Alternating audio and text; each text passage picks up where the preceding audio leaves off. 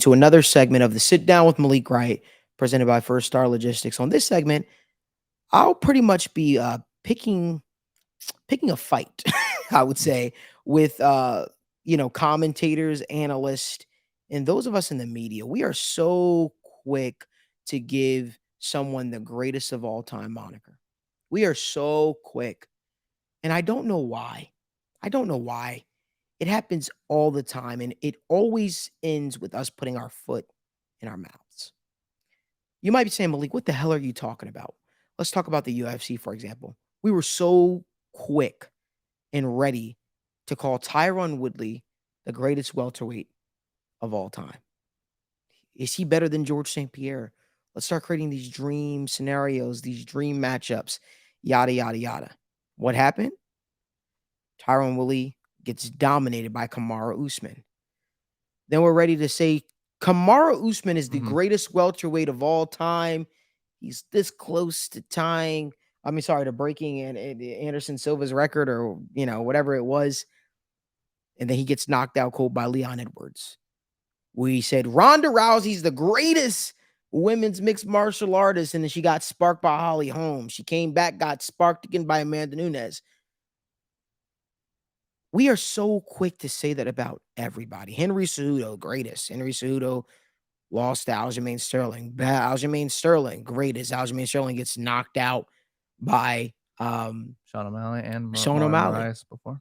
And no, I'm not saying if you lose, you're not in the greatest of all time contention, but I'm just saying we're so quick to give someone the greatest of all time badge. Max Holloway, greatest featherweight of all time. Max Holloway loses to Volk 3 times. Yeah. We're so quick to just crown people. Let people's career play out. We put so much pressure on these fighters to live up to this ridiculous expectations that we have for them, especially while they're still in their careers. I said up on this show last week, and I said that hype gets to people's heads. But I think it also starts with us in the media. I think it starts with just the whole industry. Listen, I'm specifically talking about mixed martial arts, UFC. We've got to be slow to give people these titles, man. Stipe Miocic's greatest heavyweight of all time goes out, loses to Daniel Cormier, then gets knocked out by a heavyweight with one style in Francis Ngannou, gets knocked out cold by him. Listen, you could be a very good fighter. You could say he's one of the best, but to give them the GOAT title, it makes me think that we don't even know what that means. Yep. I don't know, Daniel. Talk me off a ledge here. Am I tripping here? You're right. And that's where it's hard, because people have diluted, this term GOAT. And that's the biggest issue, because, greatest of all time. I think it's overused. And that's the hardest thing to say, but it's because people just want to feel involved in the conversation, right? You hear Tom Brady's the GOAT. Okay. Football has one GOAT, but then why is these other people being brought up? So like when I look at Aljamain Sterling, how was he the GOAT? He may have had the best resume in the division, but GOAT, no. You have to take each fight. So I think people overuse the term. Even people were saying Charles Oliveira is the GOAT of the lightweight division before Islam beat him. And I'm a huge Charles fan, but there's a difference. Maybe it's the greatest run we've ever seen in the lightweight. Maybe it's the most exciting run. But for me, the term GOAT means a guy that I can look at and say he was definitively better than every other person he stepped in the cage with. And for me, the way I look at it, not the best resume, but the best fighter I've ever seen, and you're going to agree with me, is Khabib. Khabib is truly the only fighter that I've ever watched, and in every single fight said he completely dominated. We watched Jon Jones fight a couple times, or I rewatched some of his fights, and him against Lyoto Machida, him against, a couple other fighters. And I said, those were close. He got cut. For me, I look at fighters like a Volk. Volk has a great resume, but has he cleared everybody out? He hasn't fought Ilya yet. Islam, has he fought everybody yet? So for me, I look at it, I think Khabib is the best fighter that I've ever seen.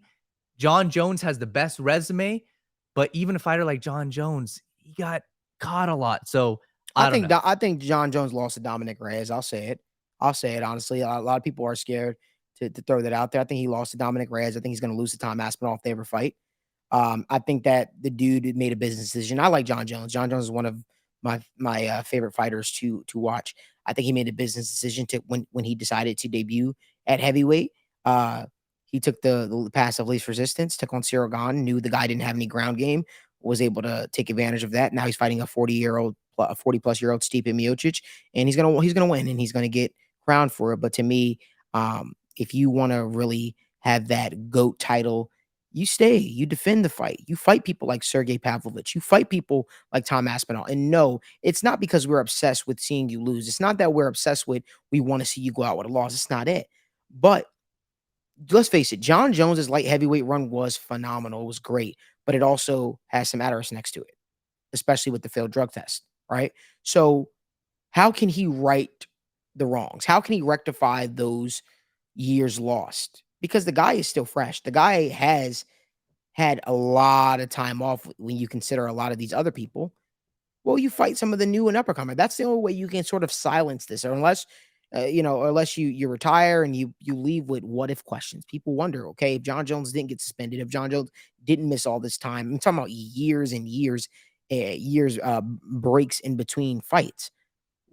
What could he have actually accomplished? Right? He's that one loss on his record, but that's pretty much a disqualification loss, not a real loss. But that's the only way I think Jon Jones could right the wrong is fighting people like Tom Aspinall, Sergey Pavlovich, so on and so forth, Gelton Almeida. And you don't even fight all of them. Fight at least one of them, though. Fight at least one of them. But even to speak to that a little more before you jump on it, we You're good. even said it about Amanda Nunes. And we saw Amanda Nunes go out there against um, Juliana Pena, and Juliana Pena just pretty much said, "You know what? I'm not going to give up. I'm not going to quit on myself. I'm going to go out there." And she might have not been stronger than Amanda, but guess what? She had the will. She had the will to go out there and beat Amanda, and that's why she was able to beat her the first time. And Amanda had not been tested like that in quite some time. Amanda hurt Irene Aldana, was still not able to get her up out of there. To me, Amanda's not the greatest women's fighter that I've ever seen personally. That's just my thought. She might have the resume, she might be the double champ status and all that kind of stuff, but I feel like a lot of the fighters she fought were strikers. I felt like there were strikers, people that she was going up against were people with one specific skill set. And we all know Amanda has tremendous power. We all know Amanda does not hit like your average, UFC female fighter. Um, and when I look at it, I'm just like, you know what? There's a lot of questions that I have in terms of Amanda. Like, did she, in my eyes, did she beat Valentina Shevchenko both of those times? Not in my opinion, but she got the nod. And no, I'm not saying Amanda should have stayed in with the UFC, but if I'm just being honest with you, Valentina Shevchenko, in my opinion, is more impressive than her, and she even got caught by, by recently by Alexa Grasso and lost her title. But I also think that I'm impressed by fighters like Weili Zhang. Once again, she got caught by Rose Namajunas. So, like, again, let's be slow to give these people the GOAT title because I think that for some reason we put an unsurmountable pressure on them to achieve that status, to actually live up to that status and achieve that status. Robert Whitaker was talked about as the middleweight GOAT at Yeah. one point in time. So, it's again, I could if I could name as many people that have been given the GOAT title, it's okay to have a run and be named as one of the best and as a good fighter, right? So boxing has its flaws too. Boxing's big thing is, oh, you have to have an undefeated record. UFC's thing, if you go on a run, you're the greatest of all time. You're the greatest thing we've ever seen. And it's like, come on, man. Let's give these fighters an opportunity to actually, you know, to actually accomplish what they want to accomplish in their legacy. I remember when I came out with my MMA list a couple of years ago and I left Conor McGregor off my Yeah. greatest UFC fighters of all time. And people went into an uproar. What do you mean Conor McGregor is not the greatest of all? I said, bro, come on now. Lost to Stop. Diaz. Stop. Like, you know what I mean? Like, and this is before he lost to Habib, by the way. This is before he lost to Habib. I came out with this list. People just went haywire because people thought he had the great. I view Conor very similar to how I view MJ, Michael Jordan. Conor had the greatest run, the greatest prime. From a prime standpoint, and Michael Jordan had the greatest run in his prime. He had the greatest prime we've ever seen. But if we talk about it, like, and Conor had the greatest prime that we've ever seen. Like, that run he went on was absolutely insane, but it was also a lot of gimmies in terms of he never defended the featherweight belt. He got a favorable matchup and a lightweight champion on an expiring contract in Eddie Alvarez, and never defended lightweight belt. Came back, took years off, fought Floyd, came back, lost to Habib. Like, how does that give you the greatest of all time moniker? How does that put you up there with some of the greats like Anderson the Spider Silva, like Fedor, right? Like Jon Jones, like Habib? How do you get that title? And some people might even say, how does Habib get that title? And I think that there's a real argument there as well, to be honest with you. But I think from a listen, we'll never know because Habib retired. He retired at 29-0. But I will say, from a flawless standpoint, that guy was absolutely flawless. Daniel, Yeah, and that's where this conversation, like, I'm not gonna give into this conversation, but, like, when I look at current fighters on the roster, right? Like, Volkanovski, if he continues what he's doing, he's potentially got, maybe not even the GOAT, but just like, okay, that's the best featherweight we've ever seen. That's the best featherweight resume we've ever seen. Besides that, I mean, a guy like Kamzat's got the potential in my eyes, right? We talked about it. He's got the potential to do it at multiple weight classes, and his run so far has been almost flawless. And then obviously your guy Tom Aspinall has a potential where if he does what he's continuing to do, his resume could speak for itself and he could be up there with those quote unquote greatest of all time. So I think we're slow to give them the title, but it's still fun to, hey, instead of giving them the GOAT title, say, all right, they're on the pathway. This is what they have to do to be there. Like a Volkanovski, he's got to beat Ilya. He's got to go and beat a couple more guys, clean out the rest of his division. Then we can say, okay, he's truly the best featherweight we've ever seen. But yeah, I think Kamzat and Tom Aspinall are two that potentially in 5 years, 10 years, people could be talking about like that. So we'll see. for sure, I definitely agree with you in that sentiment on that. If you guys like more video content like this, do us a huge favor. Give this video a like, subscribe to our YouTube channel, and turn on post notifications so you guys don't miss when we go live or when we upload content from the First Star Logistics studio. Come on, show us out.